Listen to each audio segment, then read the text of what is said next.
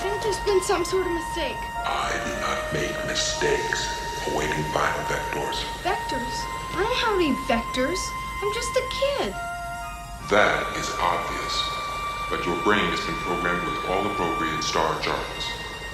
You mean that's why my brain has been coming up with all that stuff? Yes. You are the Navigator. Flight of the Navigator is an American-Norwegian-produced science fiction adventure film released in the United States on the 30th of July 1986. It was released as late as 1988 internationally in some countries. Although now regarded as a Disney movie, this was originally an independent film. The picture was produced at $9 million, and the production company Producer Sales Organization put up 2/3 of the budget, while the rest came from a Norwegian company called Viking Film. Due to mixed reviews and claims Disney didn't do a great job at promoting the movie, Flight of the Navigator was deemed a box office disappointment, taking only $18.5 million on its initial run. The Navigator. You are the Navigator and his crew.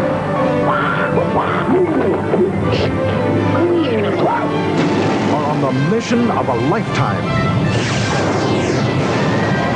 20,000 feet and falling.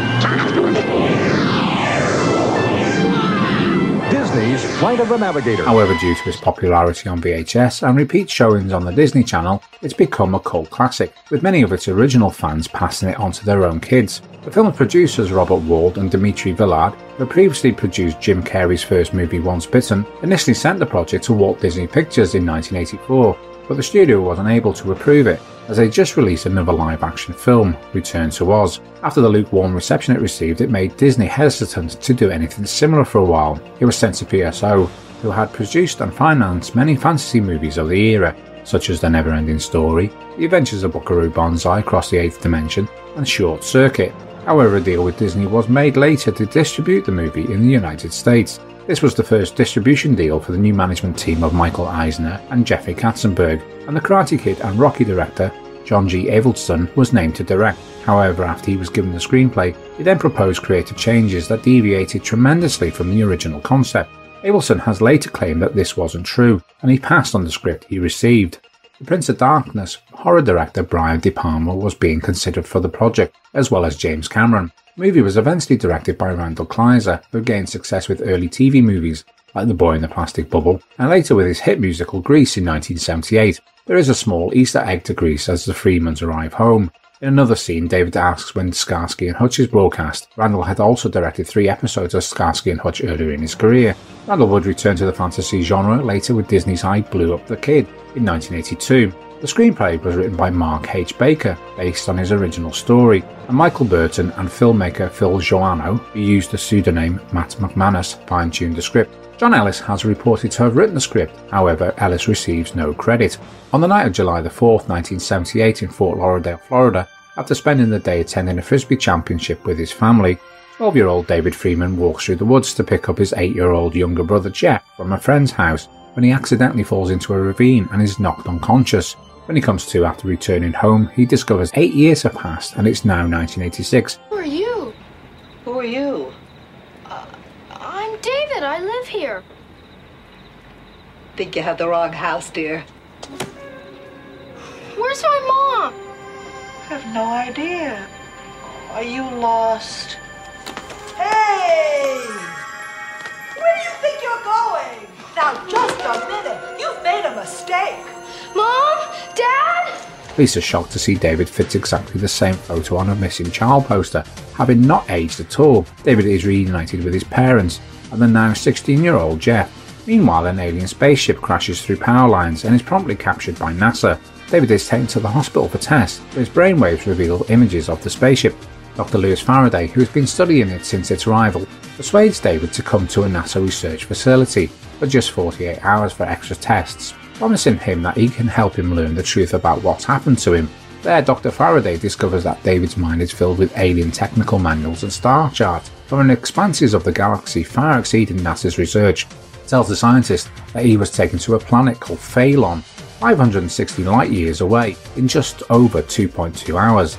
They realise that he has experienced severe time dilation as a result of travelling faster than the speed of light, explaining why 8 years have passed on Earth, but not for him.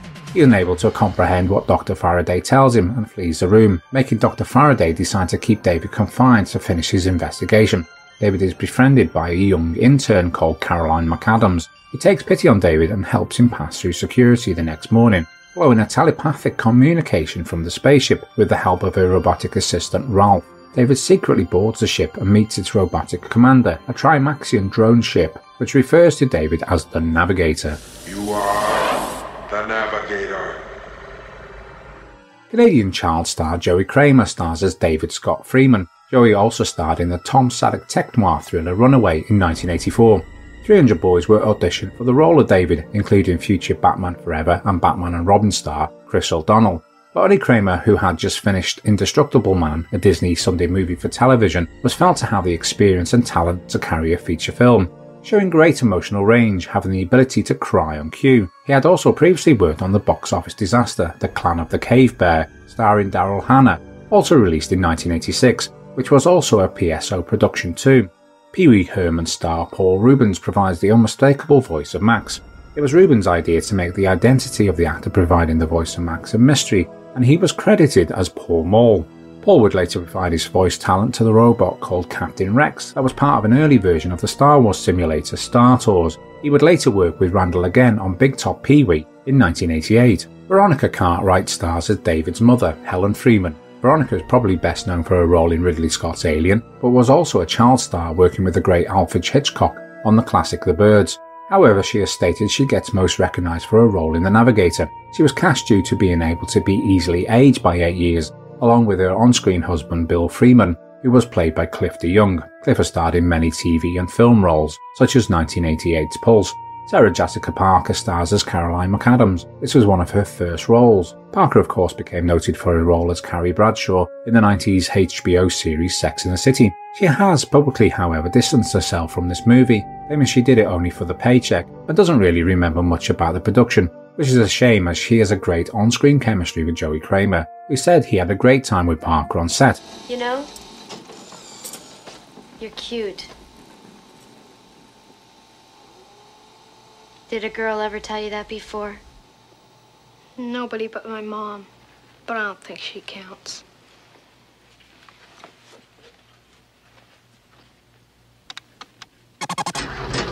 Matt Adler has a small but important role as Jeff Freeman, the 16-year-old version of David's younger, now older brother. Matt has previously starred alongside Michael J. Fox in Teen Wolf and has become a successful voice artist later in life. Adler has said he actually recorded the voice of Max originally, which would have given the movie a totally different feel. Howard Hessmann stars as Dr. Lewis Faraday. Howard is a veteran actor best known for his roles in TV series like WKRP in Cincinnati. Raymond Forshaw has a small role as Detective Banks. Raymond is a character actor who has starred in many TV and movie roles and went on to star in another kid and alien movie, Mac and Me, in 1988. One of the executive producers, Jonathan Sanger, has a small role as Dr. Carr. Principal photography began on the 4th of December in 1985 for 10 weeks in Fort Lauderdale. Adverse weather conditions in Los Angeles and Dallas forced the planned production there to move to Florida.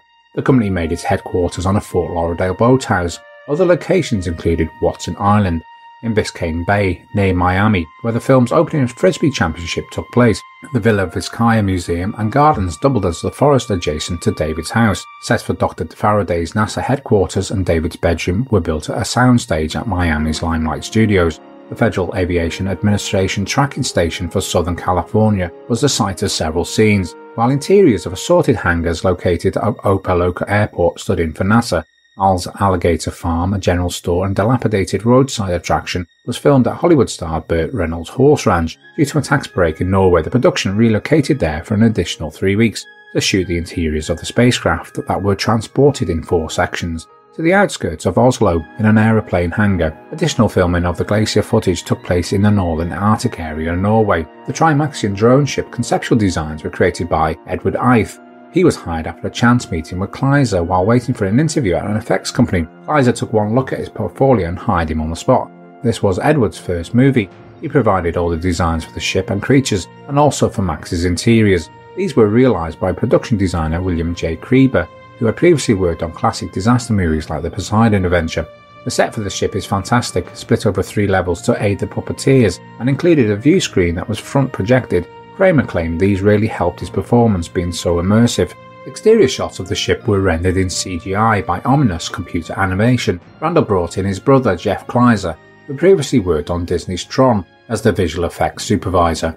He oversaw the use of reflection mapping software to create the ship's chrome-like appearance, as well as the ship morph into speed mode. The result was one of the first examples of what would later be known as CGI, a full 5 years before the groundbreaking T-1000 of Terminator 2's Judgment Day in 1991, which Cameron later said influenced his decision to use the technology. CGI wasn't used for the effects of the ship's morphing steps, these were done with more traditional animation, and the floating step effect were achieved practically on set. For exterior shots, 2 identical ships were built, and only differed in weight. The lighter ship was used solely for flotation sequences. The heavier ship had a full interior made out of aluminium. After the movie was completed, these were moved into a boneyard at Disney Studios theme park at Walt Disney World in Florida, where they were an exhibit of the now defunct Backlot Tour. One of the prop halls was refurbished and is now the topper of a drink station in Tomorrowland at Walt Disney World's Magic Kingdom. The Trimaxion drone ship, with its metallic design, cleverly fits within the ideals of UFO sightings.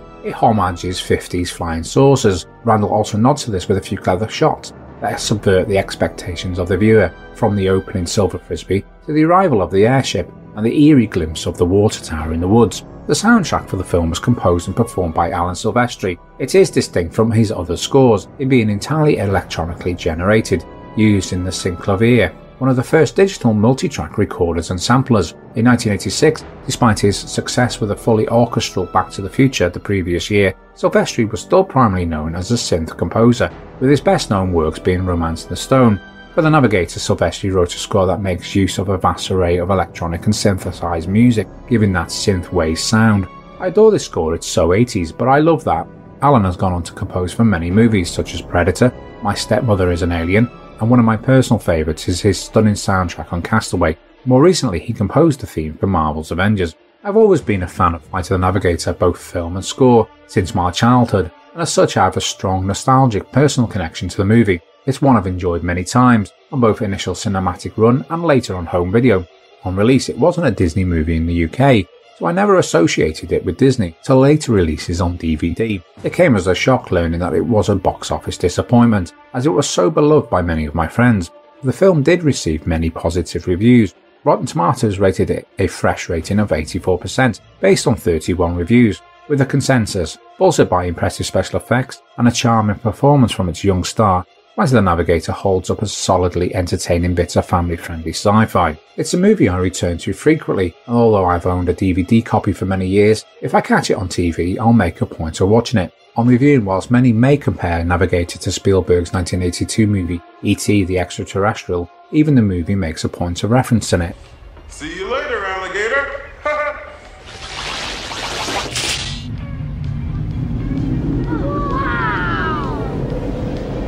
Son of a gun! He just said he wanted to phone home.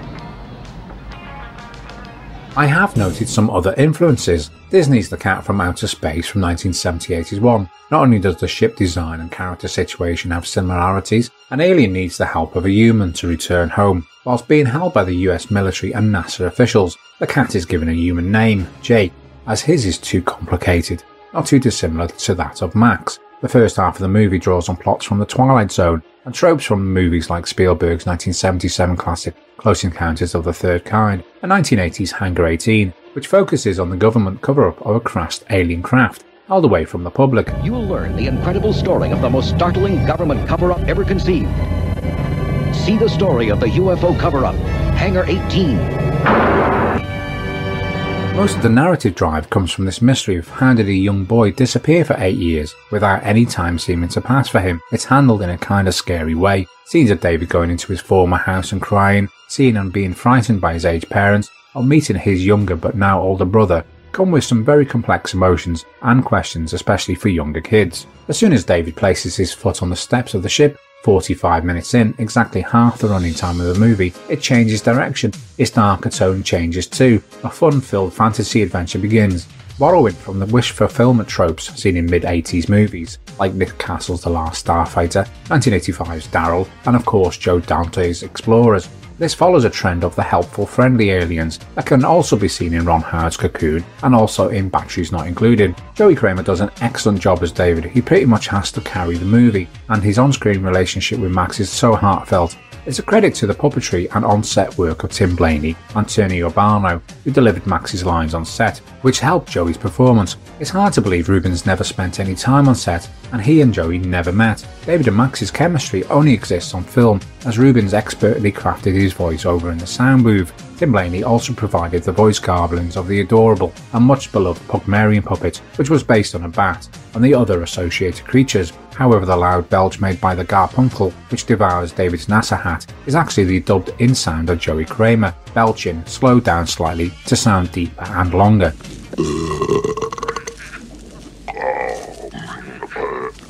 David's journey does have an emotional payoff. You forget this is also a time travel movie. Here the plot makes use of both the alien invasion and time travel tropes, unlike Back to the Future where Marty's family changed because of his escapades in the past. David here learns the importance of family, particularly his younger brother. As mentioned previously, Navigator also follows the tropes of the friendly aliens that were popularised in Close Encounters and E.T.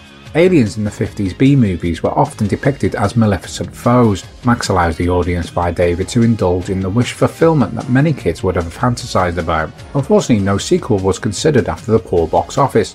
PSO also went into administration shortly after the movie's release. However, due to its cult status and popularity in May 2009, Disney was ready in a remake of the film. In November 2012, Disney hired director Colin Trevorrow and writer-producer Derek Connolly to write the script. Again in September 2017, Disney announced a reboot of Flight of the Navigator. In November, Neil Blomkamp tweeted that Oats Studios had begun developing a reboot. However, as of 2021, no remake has appeared. One of my inspirations for my review is the excellent Life After Films feature documentary by British filmmaker Lisa Downs, Life After the Navigator, which was released in 2020. Like their first documentary, Life After Flash, which followed actor Sam J. Jones's turbulent career, and life after his now iconic role in the 1980s cult classic Flash Gordon. Life After the Navigator is similar, a part retrospective reuniting most of the cast and crew, but importantly profiles the rollercoaster life and career of actor Joey Cramer. It's a very hard-hitting and emotional piece that is both saddening and hopeful in tone, and highly recommended. It also has a great moment which links Navigator with the never-ending story, which I won't spoil, but links the next Life After project, Life After Atreyu. Life After the Navigator is available to buy on Blu-ray, and at the time of this review is available to watch included on Amazon Prime Video. As Disney don't own the rights in the UK, Flight of the Navigator isn't available on Disney+, but is in the States. Second Sight Films released an excellent Blu-ray in 2019 with interviews with the cast and crew, and boasting an excellent transfer that is worth searching out. Navigator is super fun and ahead of its time. It's basically an alien abduction movie for kids. Not all of it holds up under the microscope. NASA's security looks fairly incompetent, and the character Caroline seems to want to help David a little too quickly. It was revealed by Kerry Rogers, who played David's brief on-screen crush, Jennifer Bradley, that she auditioned to play the part of a young Caroline originally. Personally, I think this would have been a great story arc for the character. It would make sense that someone David knew as a kid would want to help him. Joey was called back after principal photography wrapped to complete additional reshoots. Unfortunately, he'd already cut and bleached his hair. I had to wear a wig for these few shots. Once you notice, they are pretty hard to ignore, but not enough to distract you from enjoying the movie. I would highly recommend Flight of the Navigator. It's one of my favourite childhood movies, and it still holds up.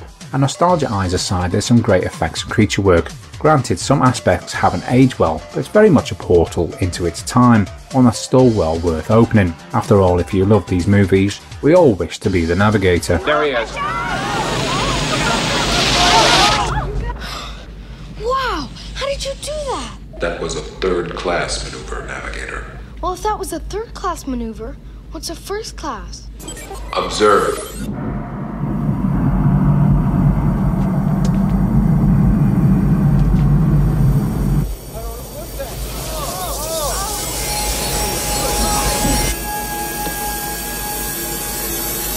Uh-oh.